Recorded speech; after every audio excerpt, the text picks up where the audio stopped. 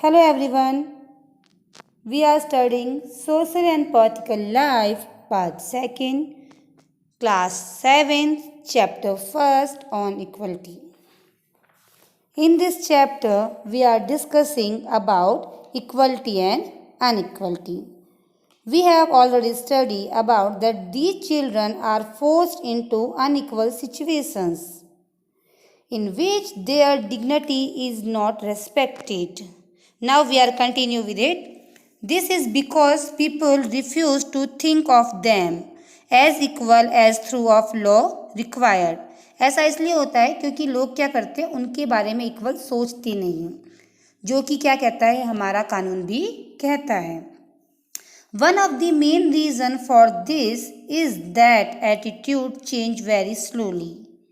Even though persons are aware that discrimination is against the law, they continue to treat people unequally on the basis of their caste, religion, disability, economical status, and because they are women. It is only when people begin to believe that no one is inferior and that every person deserves to be treated with dignity that present attitude can change. Establishing equality in a democracy society is a continuous struggle and one in which individuals as well as various communities in this contribution to, and you will read more about this in this book. So, इसका क्या main reason है कि attitude change बहुत धीरे धीरे होता है लोगों का. इवन जबकि लोग क्या होते हैं, बहुत ही कम लोग होते हैं जो कि इसकी चीज़ के लिए अवेयर होते हैं कि जो डिस्क्रिमिनेशन है यानी जो असमानता है वो क्या है, कानून के खिलाफ है, कानून के विरुद्ध है. और वो कंटिन्यू लोगों को अनइक्वल ट्रीट करते हैं उनकी जाति के आधार पे, उनके धर्म के आधार पे, उनमें जो डिसेबिलिटीज़ यानी जो कुछ कमियां हैं उनके आधार पे, उनकी इकोनॉमिकल स्टेट्स के आधार पे भी उनको, या फिर कुछ लोग तो इस तरह से भी डिस्क्रिमिनेशन करते हैं कि दे आर वुमेन, भाई औरत है तो ऐसा नहीं कर सकती, आदमी है तो ऐसा करेगा.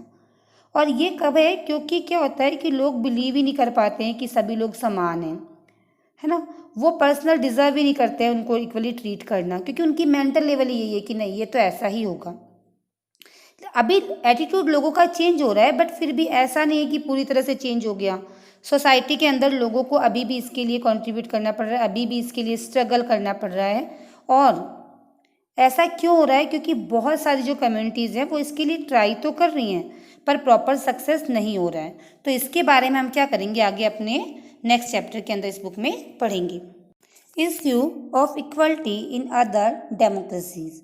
You are probably wondering whether India is the only democracy country in which there is inequality and where the struggle of equality continues to exist. आपको ये सुन के बहुत ज़्यादा अचंभा होगा कि जितने भी डेमोक्रेटिक कंट्रीज़ हैं उनमें से केवल भारत ही एक ऐसा देश है जहाँ पे असमानता है और आज भी लोग समानता के लिए क्या कर रहे हैं, स्ट्रगल कर रहे हैं.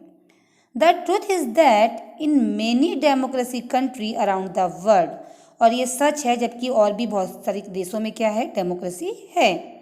The issue of equality continues to be the key issue around which community struggles. So, for example, in the United States of America, the African Americans who ancestors with the slaves who were brought over from Africa continue to describe their beliefs today as largely unequal.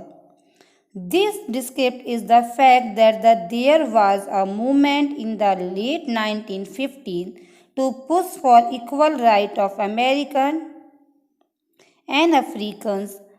Prior to this, African were treated extremely unequal in the United States and denied equally through law. For example, when traveling by bus, they either had to sit at the back of the bus or get up from their seat whenever a white person wished to sit. क्या होता था वहाँ पे कि वहाँ पे भी लोग ऐसा ट्रीट करते थे, अनइक्वल ट्रीट करते थे ना अफ्रीकन लोगों को, because African are the dark in set and we all know that British are white in set. तो श्वेत वर्ण प्रथा थी वहाँ पे। तो क्या होता था वहाँ पे कि लोग उनको इनइक्वली ट्रीट करते थे। सो दैट या तो क्या होता था African those are black in the complexion ना, तो या तो उनको अगर वो बस में ट्रेवल कर रहे हैं तो एकदम पीछे बैठेंगे या तो लास्ट सीट पे, और अगर वो आगे बैठे हुए हैं बट सडन बस के अंदर कोई ब्रिटिश यानी कि कोई जो अमेरिकन सिटीजनशिप ऑनर है यानी जो वहाँ का रहने वाला इंसान है जो कि कॉम्प्लेक्सन में वाइट है, तो उसके लिए आपको खड़ा होना पड़ेगा। अगर वो बोलता है कि मुझे बैठना है तो अमेरिकन के लिए आप अफ्रीका के जो लोग वहाँ पे रह रहे थे उनको खड़ा होना पड़ता था, और जाके या तो सबसे पीछे बैठो या बस में खड़े रहो। ये कब होता था? 1950s के टाइम में ऐसा वहाँ पे होता था। रोज़ा parks 1913 to 2005 was an African American woman treated from a long day at work. She refused to give up her seat on a bus to a white man on 1st December 1955. Her refusal that day stays a huge assistance against the unequal way in which African Americans were treated and which come to be known as a civil rights movement. तो हुआ क्या कि रोज़ा parks नाम की एक lady जो कि जिनका बर्थ हुआ था 1913 में और वो एक्सपायर हुई थी 2005 में, ये उनका क्या था, ये उनका जीवन काल था। तो उन्होंने क्या किया, अफ्रीका अमेरिकन वुमेन थी वो, और उनको ट्रीट किया जाता था कि उनको खड़ा होना पड़ता था सीट पे से। तो उन्होंने 1 दिसंबर 1955 को रिफ्यूज़ कर दिया, भाई मैं तो नहीं उठूँगी। हर रिफ्यूज़ उस दिन जब उन्होंने ऐसा रिफ्यूज़ कर दिया तो इसमें क्या हो गया, एक आंदोलन टाइप का वहाँ पे इसको स्टार्ट हो गया अनइक्वली के लिए ना, कि अनइक्वलिटी है, और ये राइट्स को क्या करा गया, सिविल राइट्स ऑफ वुमेन्स के नाम से जाना गया।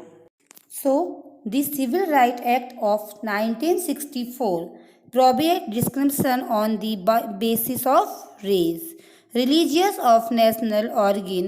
It also states that all school would be open for African American children and that they would no longer have to attend separate school especially set up for them.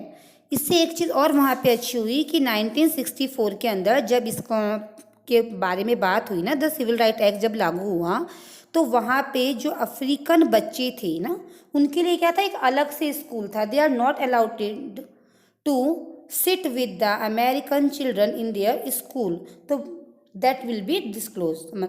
तो वो schools के लिए उनको जाने के लिए मना कर दिया गया कि नहीं, अभी आपको अलग से स्कूल में नहीं जाना है, आप जो है जो अमेरिकन बच्चे जिस स्कूल में जाते हैं आप भी वहीं जाके उनके साथ बैठ के पढ़ सकते हैं।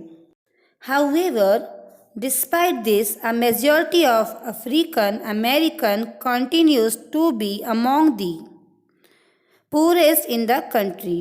और इससे क्या हुआ कि वहाँ पे मेजोरिटी आ गई, मतलब जितने भी गरीब लोग थे ना, चाहे वो अफ्रीकन थे या अमेरिकन थे, उन्होंने एक अपना मेजोरिटी स्टार्ट कर दिया। Most African American children can only afford to attend government school, क्योंकि जिनमें से बहुत सारे बच्चे थे केवल गवर्नमेंट स्कूल ही अटेंड कर सकते थे।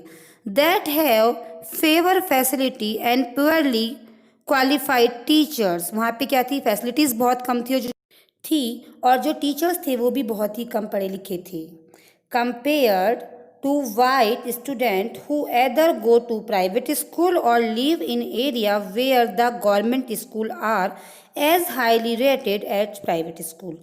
किनके कंपैरिजन में, उन टीचर्स के कंपैरिजन में जो कि क्या करते थे, वाइट स्टूडेंट्स के स्कूल में पढ़ाते थे, या जो बच्चे प्राइवेट स्कूल में पढ़ते थे और वो ऐसे या फिर वो ऐसे एरिया में रहते थे जहाँ पे जो गवर्नमेंट स्कूल थी वो भी हाई रेटेड थी, यानी उनकी भी बहुत अच्छा एजुकेशन सिस्टम था, उनकी क्वालिटीज़ वगैरह सब कुछ बहुत अच्छी थी, फैसिलिटीज़ बहुत अच्छी थी जैसे कि प्राइवेट स्कूल्स की होती हैं। So my dear children, we have already completed this chapter and I hope you will be understand it. Okay. So stay home.